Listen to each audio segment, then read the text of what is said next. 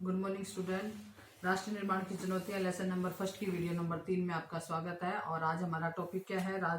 राज्यों का पुनर्गठन। ये हमारा लास्ट टॉपिक है इस चैप्टर का। और राज्यों का पुनर्गठन, राज्यों के पुनर्गठन का मतलब है कि राज्यों का दोबारा से बनाया जाना।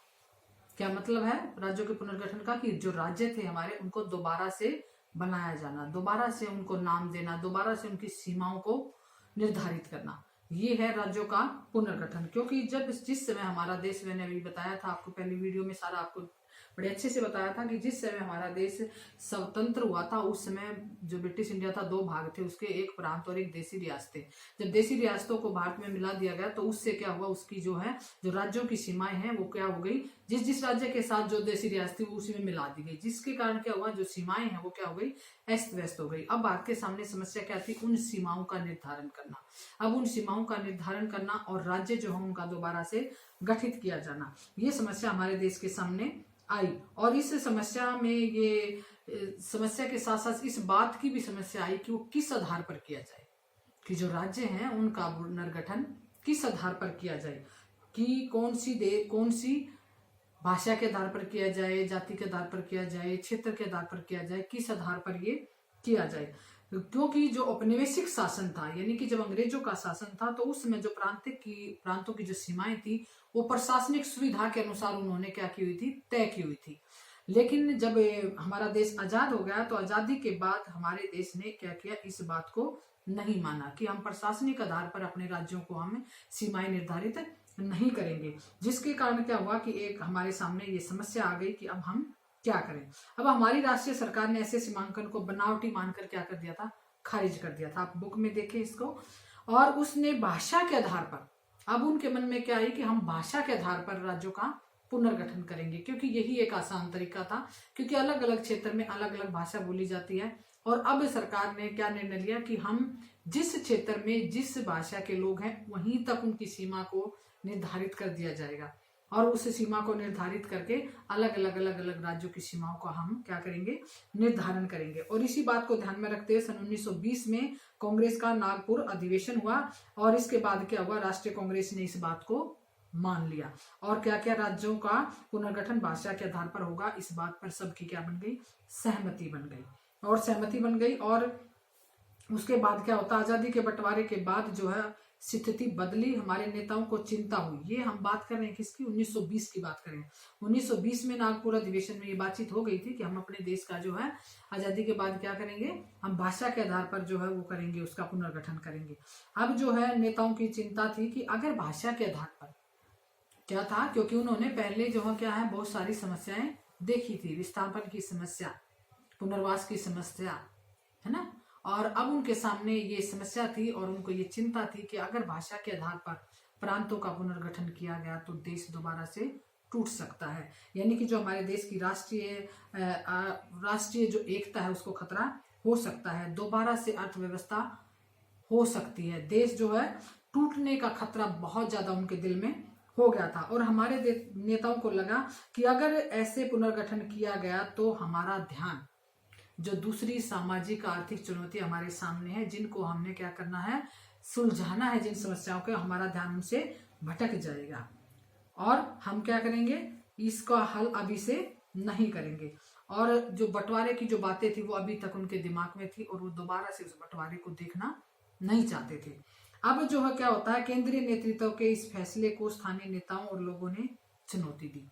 क्या हुआ कि केंद्र सरकार ने, तो केंद्रीय नेता जो थे उन्होंने क्या किया, अभी हम नहीं करेंगे। लेकिन जो स्थानीय नेता है उन्होंने इसको क्या दी, चुनौती दी। यानी कि स्थानीय स्तर पर लोगों के अंदर जो है इस भाषा के आधार पर राज्यों का पुनर्गठन करवाने की मांग जो है वो क्या करने लगी, जोर पकड़ने लगी। और क्या हुआ, पुराने मद्रास प्रांत के तेलुगु भाषी क्षेत्रों में विरोध भड़क गया। जो तेलुगु भाषी क्षेत्र थे पुराने मद्रास में, वो क्या करने लगे, वो अपने को तेलुगु भाषी अपने आप को अलग समझने लगे। क्या करने लगे कि हम अलग राज्य हमें अपना चाहिए। तो पुराने मद्रास प्रांत में आज के तमिलनाडु और आंध्र प्रदेश शामिल थे। क्या था उसमें, आंध्र प्रदेश और तमिलनाडु दोनों शामिल थे। तो जो आंध्र प्रदेश है उसमें तेलुगु भाषा बोलते हैं अब, है ना। तो जो तेलुगु भाषी बोलने वाले थे वो अपने आप को उससे से मद्रास से अलग करना चाहते थे। तो ये जो है संघर्ष उनका फैल गया। और इससे कुछ हिस्से मौजूदा केरल और कर्नाटक में भी थे। और विशाल आंदोलन क्या था, विशाल आंदोलन जो है वो जोर पकड़ गया, जिसका नाम क्या था, आंध्र आंदोलन। और इसमें क्या हुआ, जो मद्रास प्रांत के तेलुगु भाषी इलाके थे वो अपने आप को एक नया राज्य आंध्र प्रदेश के रूप में बनाना चाहते थे। और इस बारे में क्या हुआ, कभी हाँ कभी ना, और इस तरह से ये आंदोलन जोर पकड़ता चलेगा, क्योंकि केंद्र सरकार ना हाँ कर रही थी ना कर रही थी, वो दुविधा में थी। और कांग्रेस के नेता और दिग्गज गांधीवादी पोटी श्रीरामुलु जो है वो क्या किया, उन्होंने क्या किया, अनिश्चितकालीन भूख हड़ताल पर बैठ गए, और 56 दिन की भूख हड़ताल के बाद उनकी क्या हो गई थी, मृत्यु भी हो गई थी। और इससे जो है बड़ी अर्थव्यवस्था जो अव्यवस्था थी वो क्या हो गया, वो फैल गई। और आंध्र प्रदेश जो है वो जगह जगह उसमें हिंसक घटनाएं हुई। और लोग ये जो मैं बता रही हूँ सारा ये क्या है, आंध्र आंदोलन बोलते हैं इसको। एक नए राज्य का गठन करवाने के लिए जो आंध्र आंदोलन हुआ था उसकी बातचीत हम ये कर रहे हैं। और लोग बड़ी संख्या में सड़कों पर निकल आए, पुलिस ने फायरिंग की, और मद्रास में अनेक विधायकों ने क्या किया, विरोध जताया और अपनी सीटों से इस्तीफा दे दिया। और आखिरकार 1952 के दिसंबर में प्रधानमंत्री ने आंध्र प्रदेश नाम से अलग राज्य बनाने की क्या कर दी, घोषणा कर दी। आंध्र प्रदेश जो है वो अलग राज्य बन गया, जो पहले जो है किसका, मद्रास केरल वगैरह इनका हिस्सा था, और उसको अलग राज्य जो है वो बना दिया। कब बना दिया, 1952 में इसको अलग राज्य बनाने की क्या कर दी, घोषणा कर दी। अब जो है बात जो है देश के भाषाई आधार पर राज्यों का पुनर्गठन के लिए जो संघर्ष चल रहा था, इस संघर्ष से बाध्य होकर केंद्र सरकार ने 1953 में क्या किया, एक राज्य पुनर्गठन आयोग जो है वो बनाया कि ये जो राज्यों का पुनर्गठन किया जाना है, अगर इसी तरीके से संघर्ष के साथ, इसी तरीके से आंदोलन के साथ जैसे आंध्र आंदोलन हुआ अगर किया गया तो देश में अव्यवस्था हो जाएगी। इसलिए फिर केंद्र सरकार ने क्या किया, 1953 में 1952 में इसको कर दिया आंध्र प्रदेश को। 1953 में क्या किया, उन्होंने राज्य पुनर्गठन आयोग बनाया, और इस आयोग का काम राज्यों के सीमांकन के मामले पर गौर करना था। इसने अपनी रिपोर्ट में स्वीकार किया कि राज्यों की सीमाओं का निर्धारण वहां बोली जाने वाली भाषाओं के आधार पर किया जाना है। इस आयोग की रिपोर्ट के आधार पर क्या किया गया, 1956 में राज्य पुनर्गठन अधिनियम पास हुआ। पुनर्गठन अधिनियम पास कब होता है, 1956 में, और ये आयोग कब बनाया गया, 1953 में। और इस अधिनियम के बाद क्या होता है कि राज्य जो है भारत में जो है 14 राज्य और 6 केंद्र शासित प्रदेश बन गए। कितने बन गए, 14 राज्य और 6 केंद्र शासित प्रदेश बन गए। लेकिन समस्या यहां हमारी खत्म नहीं होती। 14 राज्य 6 केंद्र शासित बनने के बाद भी हमारी समस्या खत्म नहीं होती, क्योंकि भाषा के आधार पर जो राज्यों का पुनर्गठन किया गया, इससे क्या हुआ कि जो है भाषाई राज्यों को पुनर्गठित करने के सिद्धांत को मान लेने का अर्थ यह नहीं था कि सभी राज्य तत्काल भाषाई राज्य में तब्दील हो गए। एक प्रयोग क्या किया गया, द्विभाषीय। पहले तो क्या किया था, एक भाषा वाले को अलग कर दिया, जैसे तेलुगु बोलने वाले आंध्र प्रदेश को अलग बना दिया। लेकिन उसके बाद एक सिद्धांत और अपनाने की कोशिश की गई कि द्विभाषीय राज्य बना के देखते हैं हम, जिसमें 2 भाषा एक साथ बोली जा सकती हो। तो इस तरीके से द्विभाषीय जो है राज्य बनाने की मांग जो है वो की गई, और वो जो है बंबई के रूप में बनाया गया, जहां पर गुजराती और मराठी दोनों बोलने वाले लोग थे। लेकिन एक जन आंदोलन हुआ, और उसके बाद क्या हुआ, 1960 में क्या हुआ, महाराष्ट्र और गुजराती बोलने वाले अलग और जो है मराठी बोलने वाले अलग, दो पहले जो किया गया था द्विभाषीय फार्मूला वो जो है उसको स्वीकार नहीं किया गया। और क्या हुआ, 2 भाषा के जो लोग एक मुंबई में थे उन्होंने अलग अलग होने की मांग की, और अलग अलग मांग होने की वजह से महाराष्ट्र और गुजरात राज्य बन गए। अगर इसी तरीके के हम और भी एग्जाम्पल लें तो हम पंजाब और हरियाणा का एग्जाम्पल ले सकते हैं। पंजाब और हरियाणा भी जो है क्या थे, हिंदी और पंजाबी बोलने वाले थे, उनका एक ही राज्य बनाया गया था। लेकिन उन्होंने भी जो है भाषा के आधार पर जब उनकी मांग उठी तो उन्होंने जो 1956 में राज्य पुनर्गठन आयोग बनाया गया था उसके सामने उन्होंने भी क्या किया, उस अधिनियम के तहत अपनी मांग रखी। और आप सबको पता 1966 में पंजाब और हरियाणा 2 अलग अलग राष्ट्र बन गए। इतने में भी बात जो है वो ठहरती नहीं है। इसके बाद हम आगे जब हम देखते हैं अपने देश में तो 1972 में एक बार फिर से राज्यों का पुनर्गठन आयोग के सामने एक बात उठी और एक सवाल उठा कि जो असम से अलग करके क्या किया गया, 1972 में मेघालय राज्य को अलग बनाया गया। मेघालय राज्य को भी क्या कर दिया गया, अलग बनाया गया। और इस बात के बाद जो है मणिपुर और त्रिपुरा को भी अलग राज्य के रूप में अस्तित्व में आए, और अरुणाचल प्रदेश, मिजोरम ये भी क्या 1987 में बने।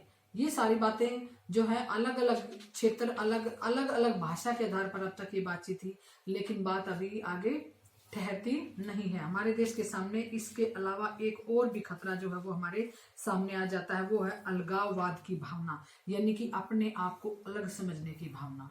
इस भावना का भी जो है एक क्या हुआ, सामना हुआ, और इसके बाद क्या हुआ कि इसके आधार पर भी छोटे छोटे उप क्षेत्र, क्षेत्रीय संस्कृति के आधार पर अपने अलग राज्य की मांग करने लगे। और उसी मांग के कारण क्या होता है कि ऐसे 3 राज्य जो हैं, जैसे कौन कौन से 3 राज्य जो 2000 में बने हैं, झारखंड, छत्तीसगढ़ और उत्तरांचल, जिसको आजकल हम क्या कहते हैं, उत्तराखंड बोलते हैं। ये राज्य भी जो है वो छोटी छोटी अपनी संस्कृति की वजह से अलग हो गए। और इसके बाद ये मैंने सारे राज्यों के बारे में जो हमारा पुनर्गठन किया गया वो थोड़ा थोड़ा आपको बताया।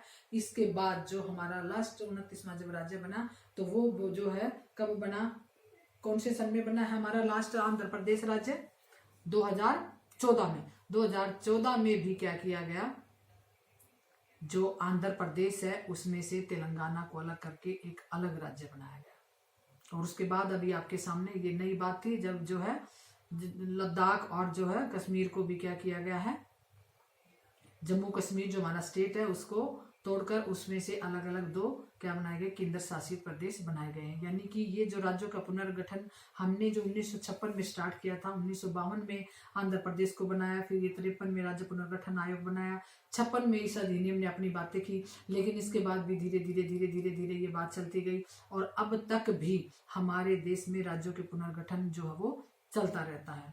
अब बात आती है कि ये राज्यों का पुनर्गठन है, इसका क्या महत्व है, क्योंकि राज्यों के पुनर्गठन से जहां हमें ये लगता था हमारे देश के नेताओं को कि अगर हम राज्यों का ऐसे पुनर्गठन करेंगे, प्रांत अलग अलग बांट देंगे, तो हमारे देश की जो राष्ट्रीय एकता है उसको खतरा हो सकता है, हमारी अखंडता जो है वो टूट सकती है। लेकिन ऐसा नहीं हुआ। इस विभिन्नताओं के बाद भी आज हमारा भारत एक है, और उसी बात को ध्यान में रखते हुए कि अलग अलग राज्य हैं, और अलग अलग राज्य अपने अलग अलग तरीके से जो है वो क्या कर रहे हैं, अपना अपना काम कर रहे हैं, और सारे राज्य जो केंद्र सरकार के अधीन होकर अपने देश के जो काम को कर रहे हैं, और किसी भी तरीके से हमारे देश की राष्ट्रीय एकता और अखंडता को कोई भी खतरा नहीं हो पाया है। इस राज्यों के पुनर्गठन आयोग से के द्वारा जो राज्यों की सीमाओं का निर्धारण किया गया है उससे, ठीक है। उसके बाद हम आते हैं क्वेश्चंस पे।